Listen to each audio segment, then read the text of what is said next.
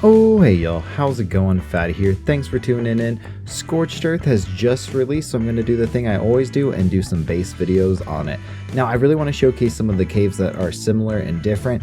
This one's going to have a cave that was not anywhere close to anything on ASE, so you're not going to want to miss it. It's definitely going to be in the top 2. But let's go to a fan favorite. Definitely one I like to build in was Church Cave. Now, I really like this entrance. They've really changed it up. They really made it a lot more closed in, not so many breach points in it. These little windows on the side you can peek through and climb through. I do like this change, so you can still kind of get in, but you can't just run through, and getting in is not the smoothest. So if you put some turrets in here, people aren't going to be able just to kind of rush in. So you do have the entrance at the top and the front door, which is really nice. And then coming in, I really like this kind of transition area. It's a lot more tighter and cleaner than it was on ASE, and it's just a little bit bigger. The whole cave is going to be 6x, by the way. I always like to showcase it because people are going to ask. But in this area, I really feel like you can put up a pretty decent sized wall, or at least just kind of some scattered turrets to really defend people out there. And I think that's going to make this kind of a nice area just to kind of PvP and keep people away. You know, when you're kind of defending, it's just buying yourself time, and that's going to be a great one. Here's another great little choke point with that kind of dinosaur gate area. I think right in here, you're going to be able to put another, again, decent sized wall, a lot of turrets to kind of defend. And then back here, you know, it's relatively unchanged.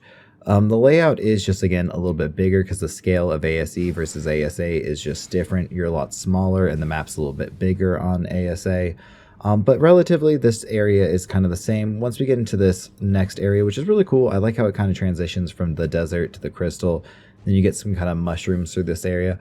But this whole tunnel area is just going to be one big loop. The other side's a little bit more boring than this side, so we're just going to kind of go through this one. But after you get through these tunnels, the rest of it is going to be, again, relatively unchanged. You do get this whole big kind of circle area back here. Now, without Aberration being out, it is going to be harder to build back here because you're not going to have cliff platforms, and that whole middle area is going to be just a kill point if you get down too far. So you're only going to build on these outer areas, so it's not going to be the easiest one to do any kind of mass breeding or anything like that. So it is going to be a little bit more of pick your space in this area a little bit more. You're going to have to kind of use a vertical. I'm not exactly sure where the kill point is down here. I think you can go down a little way, so you might still be able to put some, you know, floors and stuff. I'm, you know, in admin mode, that's why I can get down here. But I just wanted to make sure there was nothing else down here when I was going through this cave. But it's just going to be a little bit different to build. So like I said, it is smaller because you're not going to have those cliff plats, but there's still a pretty decent area, and you don't really need the cliff plats to build the wall. I think this one's still going to be fine to build it without it, but you're just going to have to utilize your space a little bit better. Coming in at number 3, this one's going to be located at 27.7, 29.3. It's going to be really close to Blue Ob. One landmark you can kind of use if you're trying to find it is it does have this little land bridge next to this mountain, and it's going to have some archways and a kind of a singular one that sticks up. That's probably going to be the best way because it is pretty hidden behind these bushes. Now, it does have this pretty nice choke point here right at the entrance. It kind of reminds me of how they remade Pack Cave on the island. It's definitely smaller than it was on ASE, but it should be pretty good. It is going to be 6x, but I do like the entrance. It's kind of a fun one for PvP and just kind of getting into some defenses for your cave. And then when you come back here, it is pretty nice. I do like these underwater areas it has. They're not really super deep. I don't really see piranhas or anything when I've been through this cave. I've just messed around on single player. I haven't been on a PvP server yet because those weren't coming up at the time of recording these yet. But there are some dangerous things. It has a very, very similar layout. If you were ever in this cave on ASE, you'd kind of remember this little bridge that comes through here. This little entrance is a little bit more difficult, so it is not the place where I would put your wall. You can definitely put some inside defenses in here that are really nice. But past this little fork in the wall, you're going to kind of come to this open room, and you're going to want to kind of get past this before you're going to really want to start putting down any heavy like turrets or anything like that. But this open area is pretty nice. If you really just kind of need the extra space for breeding, you can put like a smaller wall up there and just put some of your breeders up there. Necessarily wouldn't do that unless you're like really cramped for space. But really right here is probably one of the places where you're going to put your main wall. Is just at that choke point. Now, it's not going to be the greatest, But as you can see back in this area, it's not going to be as huge. It is going to be, in my opinion, I like the 2 choke points where you can put it a little better than in Church Cave. Church Cave is going to offer definitely a lot more space in this one.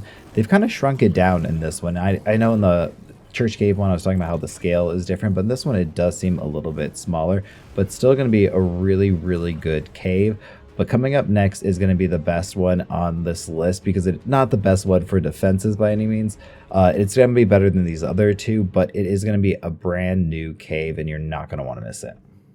Coming in at number 2, this one's going to be located at 58.6, 17.4 in the Wyvern Trench. Now, I'm so excited about this one. I'm going to call it the Oasissaur Cave.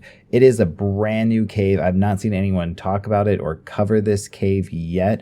It is really cool. I call it the Oasissaur Cave, not because they spawn in here or anything like that, unfortunately.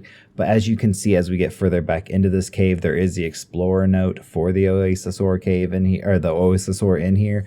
So that's why it's going to get that name. But this cave is just aesthetically so sick. It's got like water, like rivers flowing through here. There's like lava rivers in here that just kind of like spewing out magma and smoke.